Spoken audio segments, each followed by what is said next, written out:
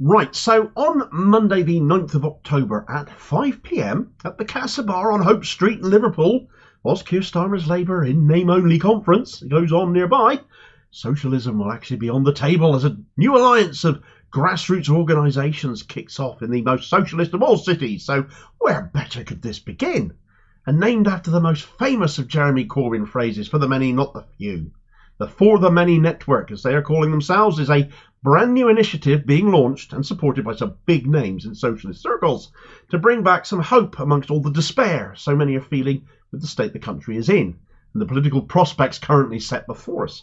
This isn't the launch of a new party, by the way. The word network is the key here, for its intentions are to connect activists from inside and outside the Labour Party, other progressive parties, trade unions, other political organisations, particularly those involved in the biggest struggles ordinary people are facing, from climate change to right to food to migrant action and more. And you can tell how large the appetite for all of this is because the live event is booking up very, very fast. If you can get there, if you're sick of the apparent hopelessness that is enveloping people up and down the country as they look from one political party doing nothing to help them to another saying barely anything different, then this just might be what you've been looking for quite some time.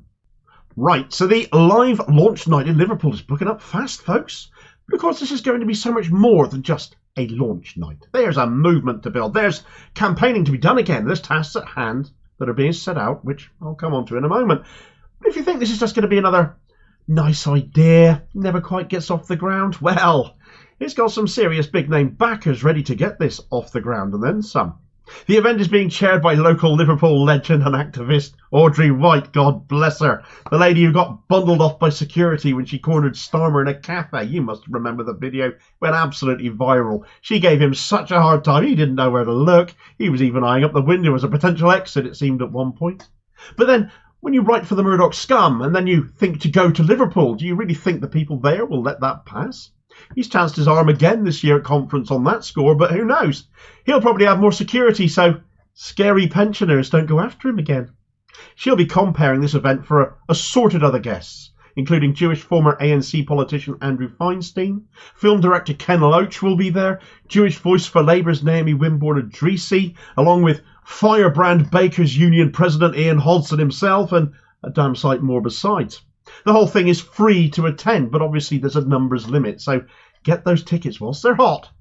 So what's the purpose of this then, Damo? Well, we've no hope on the horizon anymore, do we? And we've all manner of issues to fix. Public services need proper investment, they're not getting it. Insecurity at work, poverty, hunger, mental health and anxiety across the population, all in a world where people are, well, more disconnected from each other than ever before. Where people used to talk to each other, they now sit staring at their phones. We've become too insular, and when societal issues such as these require us to come together again, in ways that we once did in order to oppose oppression, well, we need to break those barriers down again, don't we? Imagine we had a Battle of Cable Street scenario happening again, for instance. If you listen to Suella Braverman Rabbit at conference, you can be forgiven for thinking this is now a distinct possibility, where once upon a time a neighbourhood came out to oppose fascism in their very streets. If that happened today, would people act today as they did then, or would they just stay in and watch Strictly instead? As much as I'd hope something so extreme as that, quite an extreme example, would be opposed, and perhaps it still would be, is it as likely? We don't stand by those being forced to use food banks, do we? So they've become normalised. We don't stand by migrants despite them being forced onto a Legionella-ridden prison barge. We see significant protests being organised through the streets of London for one thing or another, but we don't see the country coming together as we once did anymore. The poll tax demos happening across the country, for instance. We don't see that sort of thing anymore. We don't see that sort of societal collectivism happening. So a network designed to overcome that barrier seems like it's needed in this day and age to me, and that is exactly what the purpose of For the Many Network is. Good people will always fight back, but helping them get together and unite and get conversations going has to happen first. Otherwise, good people will pass each other by in the street. Let's support those in poverty, as well as those trapped earning their own poverty, trapped in jobs that don't pay enough. Let's help others being let down, from health workers to teachers. Let's support strike action by joining those striking on the picket lines too. Let's do a bit more than just beeping our horns as we go past them. But to organise that, we need something to organise around. And so For the Many Network plans to start operating community hubs around the country. These hubs will be made up of For the Many network members, elected to given positions for periods of 12 months at a time, who are signed up to a founding charter, their principles, and begin engaging with local communities, create space for discussions, hold public meetings, build campaigns, provide speakers and train others to speak at public events, all on the issues that matter to the community where they are, helping local people become organised, meet each other and build a local movement. This will extend also to speaking to political parties, engaging with members thereof and of other organisations, and indeed the organisations themselves who also choose to sign up to that charter. They will then be able to sport a For the Many network logo, which will be considered the gold standard for bringing people back into politics and improving lives. Hubs will be connected to each other via national organisation.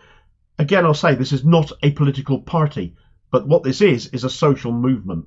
It will provide campaigning materials, it will help train organisers, it will create events bringing hubs and organisations together. Organisation will be at local and at national levels. It is everything a left-wing For the Workers party ought to be doing, but can no longer be relied upon to do so, and the only condition is to sign up to 12 principles, proper meaningful ones that won't be binned in 5 minutes flat the minute the wind changes. For the Many network is committing itself to public ownership of all public services and infrastructure, including utilities and transport, a national health and social care service fully funded from progressive taxation, which employs directly all who work in it, no subcontracting and no outsourcing. A major programme of council house building and regeneration to solve the housing crisis and to create communities that are sustainable both environmentally and socially. High quality state education to ensure all have an equal opportunity to fulfil their potential without incurring the burden of debt, and an end to privatisation, for example academies and outsourcing. Access to sports, leisure facilities and the arts available to all. We want bread and roses too. Full employment rights for all workers from the first day of employment, and the repeal of anti-trade union legislation in order to return power to union members. A new welfare state in which those in need are not forced into poverty, and in which public service and the public good replace private greed in our national life. Justice system available to everyone regardless of wealth, and the protection of civil liberties such as freedom of speech and the right to protest. Protection of the environment with a serious plan for a just transition to a sustainable green economy fit for purpose to confront the impending catastrophe facing people and the planet. Uncompromising opposition to all forms of racism and discrimination. A foreign policy committed unequivocally to work for peace, the rule of international law and universal human rights, the rights of refugees, and a fair, non-racialised immigration system. Transformation of the economic system in the interests of the people, not corporate power, so that workers by hand or by brain receive the full fruits of their industry. There is so much more to come from this. How can you not sign up and agree to those responses though? It's a proper, organised response to the gaping failure in our politics to address the needs of ordinary people up and down the country, very much in the continued ethos of For the Many, not the few, building a future for all. If you were won over by that thinking, that change back then by Jeremy Corbyn, that better way of doing things, then you need to see this too. Check out For the Many Network on Facebook and at @forthemany_net on Twitter for more. We need to bring back transformative politics in a big way. We came together before when we were enthused and inspired to do so, so let yourself be enthused and inspired again here and now.